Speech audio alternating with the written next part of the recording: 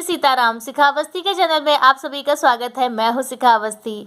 आज हम सभी लोग इस वीडियो में आंवला नवमी की कथा को सुनेंगे। आंवला नवमी जिसे अक्षय नवमी के नाम से भी जाना जाता है और यह पर्व कार्तिक मास के शुक्ल पक्ष की नवमी तिथि को मनाया जाता है।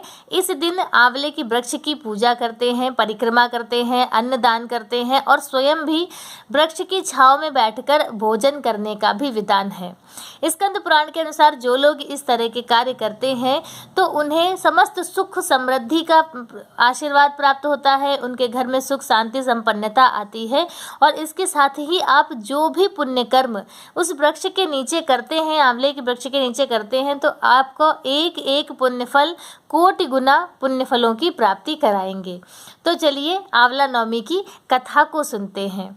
एक राजा था, उसकी पत्नी रानी। दोनों राजा रानी बहुत ही धर्मात्मा थे और वह बहुत ही अच्छे थे। तो राजा और रानी दोनों का एक प्रण था कि वह रोज 1.25 मन जो आंवले हैं वह दान करते थे और उसके बाद ही अन्न जल ग्रहण करते थे। तो रोज का राजा का यही नियम था। एक दिन राजा के बेटे और बहू ने सोचा कि इस तरह से तो पूरा राज्य ही खाली हो जाएगा, पूरा खजाना ही खाली हो जाएगा यदि माता पिता इसी तरह से दान करते रहेंगे। तो बेटे और बहू ने अपने पिता से कहा कि आपको इस तरह से रोज रोज दान नहीं करना चाहिए, दान करना आपको बंद कर देना चाहिए। बेटे की यह बात सुनकर राजा को बहुत दुख हुआ और राजा रानी दोनों महल छोड़कर एक सुनसान जंगल में जा बैठे। राजा रानी आंवला दान नहीं कर पाए थे, इसलिए उन्होंने ना तो भोजन किया और ना ही जल ग्रहण किया। दोनों भूखे प्यासे 7 दिन तक रहे।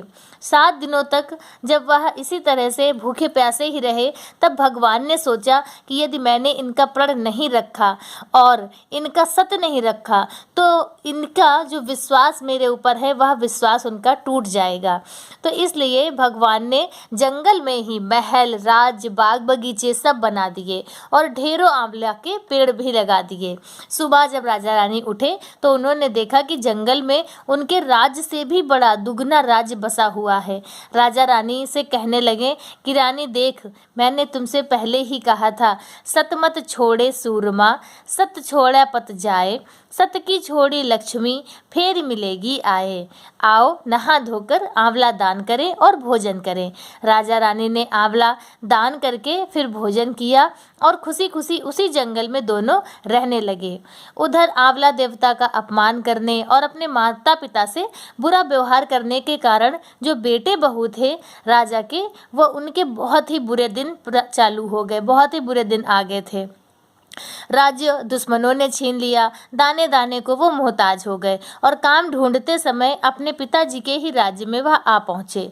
उनके हालत इतने बिगड़े हुए थे कि पिताजी ने उन्हें पहचान नहीं पाए। जो राजा थे उन्होंने अपने बेटे बहू को पहचाना नहीं। बेटे बहू सोच भी नहीं सकते थे कि उनकी माता पिता की स्थिति इतनी अच्छी हो जाएगी, तो इसलिए उन्होंने अपने माता पिता को भी नहीं पहचाना। एक दिन उसकी जो बहू थी उसने अपने सास के बालों को गूंथते समय उनकी पीठ पर एक मसा को देखा। जो रानी है उनकी पीठ पर एक मसा को देखा। उसे यह सोचकर रोना आने लगा कि ऐसा ही मसा मेरी सास के भी था।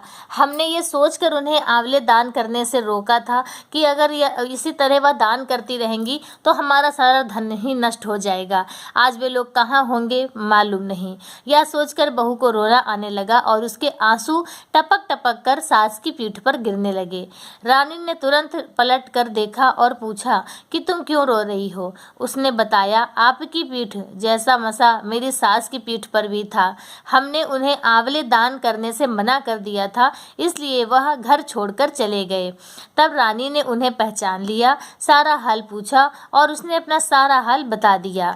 अपने बेटे बहू को समझाया कि दान करने से धन कभी भी कम नहीं होता है, बल्कि वह और बढ़ता है। बेटे बहू भी अब सुख से राजा रानी के साथ रहने लगे। हे भगवान, जैसा राजा रानी का सत आपने रखा, उनका विश्वास आपने रखा, वैसा ही सबका रखना। कथा सुनने वाले, कहने वाले तथा हुंकारी भरने वाले का भी स्वाद रखना। तो इस प्रकार से कथा पूर्ण हुई। बोलो नारायण भगवान की जय, आंवला देवता की जय।